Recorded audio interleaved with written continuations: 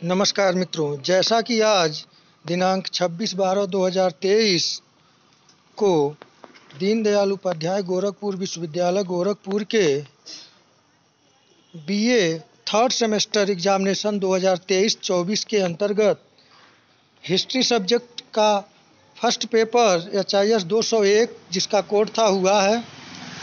जैसा कि देखें, पेपर आईडी दिया था 1124 यानी कि 1124। इस बार इंटर परीक्षा जो है उस वही हो रही है और इसमें 50 प्रश्न आ रहे हैं, 50 प्रश्न करने हैं। तो इसके पहले इस साल तो समय अभाव के कारण मैं वीडियो नहीं बना पाया, लेकिन पिछले साल जो बनाया था उसमें से लगभग में सारे प्रश्न बने हैं, आप देख सकते हैं। और कोशिश करता हूं कि आज 9 बजे के आसपास मैं लाइव हूं और आप लोगों को कल के लिए इम्पॉर्टेंट क्वेश्चन बता दूं। तो आइए बिना देर किए शुरू करते हैं, आप लोग इसे देख लें। यह बीए थर्ड सेमेस्टर एग्जामिनेशन 2023-24 के अंतर्गत इतिहास विषय का फर्स्ट पेपर था। 201 कोड था। पेपर का नाम था हिस्ट्री ऑफ मॉडर्न इंडिया 1757 से 1857 AD यानी ईस्वी तक।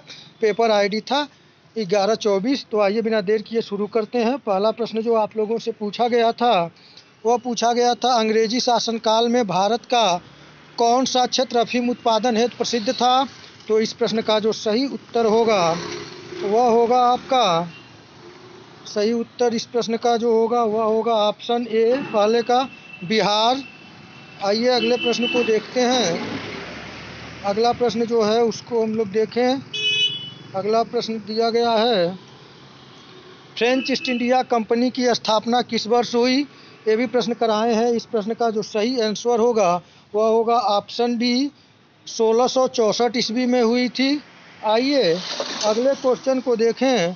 अगला जो क्वेश्चन तीसरा आपसे पूछा गया था, कौन से पुर्तगाली ने ब्लू वाटर पॉलिसी, नीला जल योजना या शांत जल योजना शुरू की थी।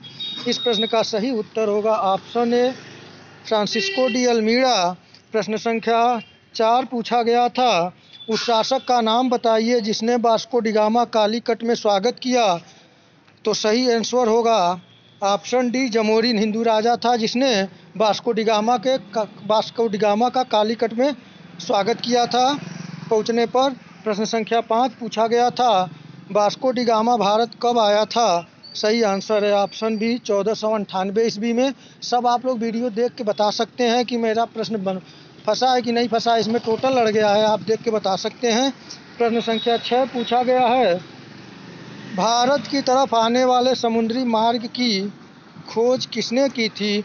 तो इस प्रश्न का सही उत्तर होगा option B, Vasco da Gama. प्रश्न संख्या 7 पूछा गया था, भारत आने वाले प्रथम यूरोपीय कौन थे। तो इस प्रश्न का सही आंसर होगा ऑप्शन डी, पुर्तगाली। आप देखते रहें, सब प्रश्न मैं कराया था study by Virendra sir channel पर। बीए थर्ड सेमेस्टर करके सर्च मारकर आप देख सकते हैं। प्रश्न संख्या 8 पूछा गया था, अंग्रेज शासक चार्ल्स सेकंड को किसकी राजकुमारी से विवाह करने के लिए मुंबई दहेज में दिया गया था। ये भी प्रश्न में कराया था। सही आंसर होगा ऑप्शन बी, पुर्तगाल के राजकुमारी कैथरीन ब्रेगेंजा से शादी हुई थी चार्ल्स द्वितीय की। फलस्वरूप बम्बई पुर्तगालियों ने, उनका अधिकार था, उसे अंग्रेज चार्ल्स द्वितीय को दहेज के रूप में दे दिया। प्रश्न संख्या 9 पूछा गया था, अंग्रेजों ने भारत में अपनी पहली फैक्ट्री कहाँ स्थापित की।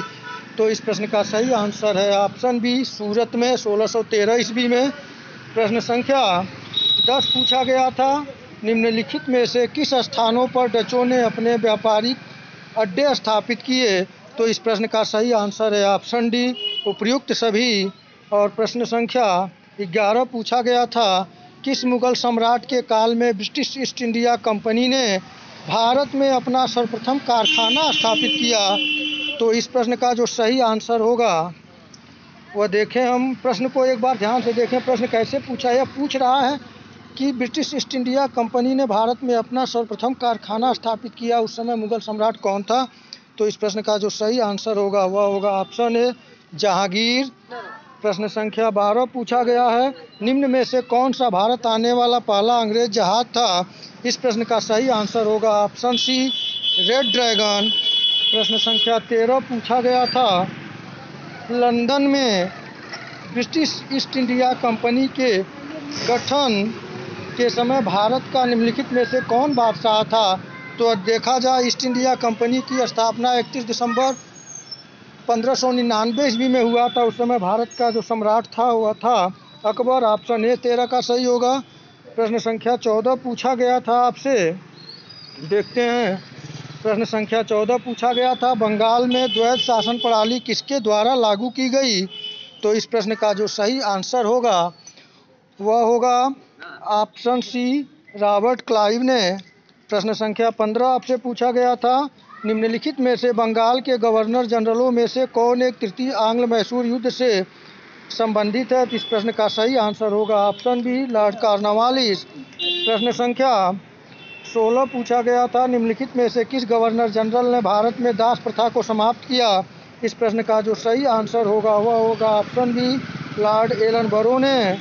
प्रश्न संख्या 17 पूछा गया था, भारतीय पुनर्जागरण आंदोलन के पिता कौन थे? तो इस प्रश्न का सही आंसर होगा ऑप्शन डी, राजा राम मोहन राय। प्रश्न संख्या 18 पूछा गया था, राजा राम मोहन राय द्वारा स्थापित प्रथम संस्था थी? तो इस प्रश्न का सही आंसर होगा ऑप्शन बी, आत्मीय सभा। अगला प्रश्न पूछा गया था 19 नंबर, राजा राम मोहन राय द्वारा ब्रह्म समाज की स्थापना की गई? तो इस प्रश्न का आंसर होगा ऑप्शन सी, 1828 ईस्वी में। प्रश्न संख्या 20 पूछा गया था, राजा राम मोहन राय को राजा की उपाधि किसने दी? तो इस प्रश्न का सही आंसर होगा ऑप्शन बी, अकबर सेकंड ने। ये सब सारे प्रश्न मैं करा दिया था आप लोगों को पिछले साल ही। प्रश्न संख्या 21 पूछा गया था, इनमें से किसने 1893 में शिकागो में आयोजित धर्म संसद में भाग लिया? इस प्रश्न का सही आंसर होगा ऑप्शन बी, स्वामी विवेकानंद। प्रश्न संख्या 22 पूछा गया है, राजा राम मोहन राय की मृत्यु कब हुई? तो इस प्रश्न मृत्यु कहाँ हुई? तो इस प्रश्न का सही आंसर है ऑप्शन सी, ब्रिस्टल इंग्लैंड में। प्रश्न संख्या 23 पूछा गया था, अस्थायी बंदोबस्त के तहत भूमि का स्वामी किसे माना गया? तो इस प्रश्न का सही आंसर होगा ऑप्शन डी, जमींदार। प्रश्न संख्या 24 पूछा गया था, सूर्यास्त कानून का संबंध है? इस प्रश्न का सही आंसर है ऑप्शन ए, भू राजस्व व्यवस्था से, और विशेषतः यह जो सूर्यास्त का नियम था यह अस्थायी बंदोबस्त से संबंधित था। प्रश्न संख्या 25 पूछा गया था, इलाहाबाद की संधि कब हुई? सही आंसर है ऑप्शन ए, 1765 में बक्सर के युद्ध के बाद। प्रश्न संख्या 26 पूछा गया था, मद्रास के रैयतवाड़ी बंदोबस्त से कौन संबंधित रहा? तो इस प्रश्न का सही आंसर है, इस प्रश्न को मैं कराया था, सही आंसर है ऑप्शन सी, थॉमस मुनरो। प्रश्न संख्या 27 पूछा गया था, निम्न में से किसने धन निकासी के सिद्धांत का प्रतिपादन किया? इस प्रश्न का सही आंसर है ऑप्शन डी, दादा भाई नौरोजी ने on poverty and un-British rule in India में लिखा, उन्होंने धन निकासी का सिद्धांत प्रतिपादित किया था। प्रश्न संख्या 28 पूछा गया था, लॉर्ड कॉर्नवालिस का अस्थायी बंदोबस्त लागू किया गया? सही आंसर है ऑप्शन डी, 1793 ईस्वी में। प्रश्न संख्या 29 पूछा गया है, इसमें कौन सही सुमेलित नहीं है? तो नहीं, सुमेलित जो नहीं है उसको देखना है। तो इस प्रश्न का जो सही आंसर होगा, अगर देखा जाए तो लॉर्ड कॉर्नवालिस अस्थायी बंदोबस्त ठीक है, सही है। लॉर्ड वेल्लेस्ली सहायक संघ प्रणाली सही है। लॉर्ड हेस्टिंग द्वितीय आंग्ल मराठा युद्ध नहीं, ये सही नहीं है, तो यहाँ पे सही नहीं है पूछा है, तो सी ऑप्शन सही हो जाएगा। प्रश्न संख्या डी सही है जो था, यहाँ पे सी आंसर होगा जो सही नहीं सुमेलित है। प्रश्न संख्या 30 पूछा गया था, रणजीत सिंह किस मिसल के थे? ये भी प्रश्न कराया था, सही ऑप्शन है ए है, शुकर चकिया। और प्रश्न संख्या 31 पूछा गया था, महाराजा रणजीत सिंह के पिता का क्या नाम था? इस प्रश्न का सही आंसर है ऑप्शन सी, महासिंह, सरदार महासिंह। प्रश्न संख्या 32 पूछा गया था, निम्नलिखित में से किसने 1755 में डिंडीगुल मैसूर में एक आधुनिक शस्त्रागार की स्थापना की? तो इस प्रश्न का जो सही आंसर होगा वह होगा ऑप्शन बी, हैदर अली। प्रश्न संख्या 33 पूछा गया था, प्रथम आंग्ल मैसूर युद्ध 1766-1769 में कौन विजयी हुआ? तो इस प्रश्न का सही आंसर है ऑप्शन बी, हैदर अली। प्रश्न संख्या 34 पूछा गया था, अंग्रेजों ने श्रीरंगपट्टनम की संधि किसके साथ की थी? सही आंसर होगा ऑप्शन सी, टीपू सुल्तान। प्रश्न संख्या 35 पूछा गया था, टीपू सुल्तान अंग्रेजों के साथ युद्ध में कब मारे गए? तो इस प्रश्न का सही आंसर होगा ऑप्शन डी, 1799 ईस्वी में। प्रश्न संख्या 36 पूछा गया था, रणजीत सिंह को प्रसिद्ध कोहिनूर हीरा कहाँ से मिला था?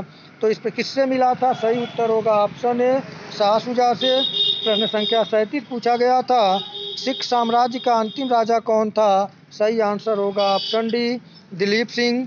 आइए अगले प्रश्न को देखें। प्रश्न संख्या 38 पूछा गया था, 1802 ईस्वी की बेसिन की संधि पर हस्ताक्षर किसके मध्य हुए थे? तो इस प्रश्न का सही आंसर होगा ऑप्शन बी अंग्रेज तथा बाजीराव सेकंड के मध्य। प्रश्न संख्या 39 ये सब प्रश्न मैं कराया हूँ पिछले साल के वीडियो में ही, इस बार समय नहीं मिला था और आज मैं प्रयास करूँगा कि आपको लाइव हो जाऊँ मैं 9 साढ़े 9 बजे के आसपास आप लोग देख लेंगे। निम्नलिखित में से किस पर ब्रिटिश संसद में महाभियोग का मुकदमा चलाया गया था? इस प्रश्न का सही आंसर है ऑप्शन सी वारेन हेस्टिंग पर। प्रश्न संख्या 40 है, आंग्ल नेपाल युद्ध किसके शासनकाल में हुआ था? इस प्रश्न का सही आंसर होगा ऑप्शन बी लॉर्ड हेस्टिंग्स। प्रश्न संख्या 41 पूछा गया था, रेगुलेटिंग एक्ट किस वर्ष लागू हुआ? तो इस प्रश्न का सही आंसर होगा ऑप्शन बी 1774 में।